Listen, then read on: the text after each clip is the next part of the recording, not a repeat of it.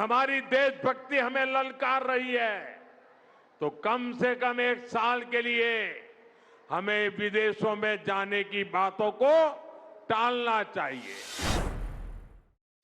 तर ते आता शुक्रवारी स्वीडन, नॉर्वे, यूएई, इटली अशा सगळ्या परदेश दौरा ते स्वतः करणार आहेत। हर परिवार अगर खाने के तेल में खाने का तेल का जो उपयोग करता है, अगर वो कुछ कमी करे, मैंने बार बार कहा है 10% कम करो। अगर हम तेल खाना कम करें ना, तो भी वो देशभक्ति का बहुत बड़ा काम है। आप देश सेवा में योगदान दे सकते हैं। की तुम्ही तेल कमी वापरा घरी खाण्याचं तेल आणि परदेश प्रवास टाळा, पण ते आणि त्यांचा पक्ष काय करतायत ह्याचा त्यांनी काहीच विचार करू नये। साथियों, हमने कोरोना के समय में वर्क फ्रॉम होम की, ऑनलाइन मीटिंग्स की, वीडियो कॉन्फ्रेंस की, ऐसी अनेक व्यवस्थाएं विकसित की और हमें आदत भी हो गई थी। आज समय की मांग ऐसी है कि उन व्यवस्थाओं को हम फिर से शुरू करें तो वो देश हित में होगा, क्योंकि दुनिया में पेट्रोल डीजल इतना ज्यादा महंगा हो गया है, पहले से कई गुना ज्यादा कीमतें बढ़ गई है। तो हम सबका दायित्व है कि पेट्रोल डीजल की खरीद पर जो विदेशी मुद्रा खर्च होती है, पेट्रोल डीजल बचाकर हमें वो मुद्रा भी बचानी है। इसके लिए हमारे छोटे छोटे प्रयास भी देश की बहुत मदद कर सकते हैं।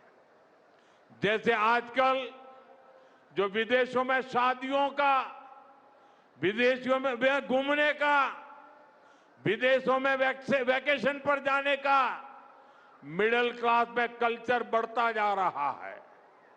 हमें तय करना होगा कि जब ये संकट का काल है और हमारी देशभक्ति हमें ललकार रही है, तो कम से कम 1 साल के लिए हमें विदेशों में जाने की बातों को टालना चाहिए। भारत में बहुत सारी जगह है, वहां हम जा सकते हैं। साथियों, हमें विदेशी मुद्रा बचाने के जो भी रास्ते हम लोग अपना सकते हैं, हमें बचाना होगा। साथियों, गोल्ड यानी सोने की खरीद एक और पहलू है जिसमें विदेशी मुद्रा बहुत अधिक खर्च होती है। एक जमाना था जब संकट आता था, कोई युद्ध होता था, तो लोग देश हित में सोना दान दे देते थे।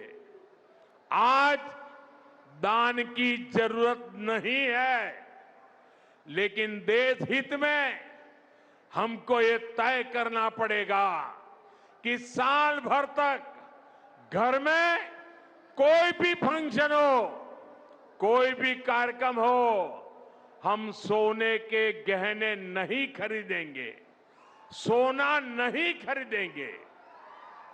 विदेशी मुद्रा बचाने के लिए हमारी देशभक्ति हमें चुनौती दे रही है और हमें इस चुनौती को स्वीकार करते हुए विदेशी मुद्रा को बचाना होगा। साथियों, ये समय एक और बड़े सबक का भी है। साथियों, ऐसे ही खाने के तेल का भी है।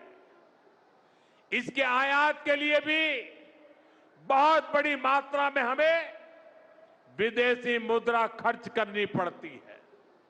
हर परिवार अगर खाने के तेल में खाने का तेल का जो उपयोग करता है, अगर वो कुछ कमी करे, मैंने बार बार कहा है 10% कम करो। अगर हम तेल खाना कम करें ना तो भी वो देशभक्ति का बहुत बड़ा काम है। आप देश सेवा में योगदान दे सकते हैं और इससे देश सेवा भी होगी और देह सेवा भी होगी। साथियों, विदेशी मुद्रा की खपत वाला एक और सेक्टर हमारी खेती है। हम बहुत बड़ी मात्रा में बाहर से केमिकल फर्टिलाइजर इंपोर्ट करते हैं। केमिकल फर्टिलाइजर खेती के कारण हमारी धरती मां को बहुत पीड़ा हो रही है। हमारे खेत बर्बाद हो रहे हैं। अगर आज हम अपने खेत को नहीं बचाएंगे तो भविष्य में फसलों पर भी खतरा आ जाएगा। आपल्या देशाच्या प्रधानमंत्री या पदाचा आदर म्हणून मी कधीही अशी तशी विधानं करत नाही, पण कालचं प्रधानमंत्री मोदी यांचं जे भाषण ऐकलं आणि त्यातनं त्यांनी जनतेला सांगितलं की बाबा इंधन वाचवा, मेट्रोचा वापर करा, गाड्या वापरू नका, सोनं खरेदी करू नका, अगदी इतकंही म्हणाले की तुम्ही तेल कमी वापरा घरी, खाण्याचं तेल, आणि परदेश प्रवास टाळा.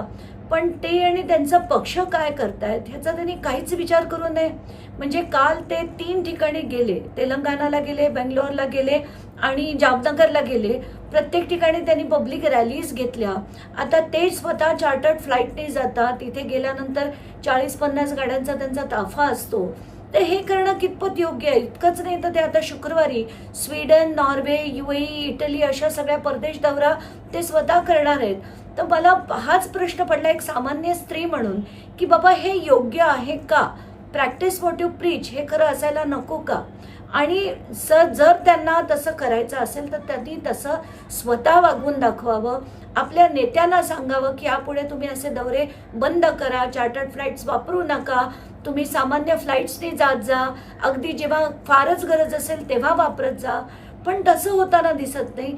जनतेला मात्र सगळे सल्ले दिले जातात. दुःख होतंय सगळं बघून.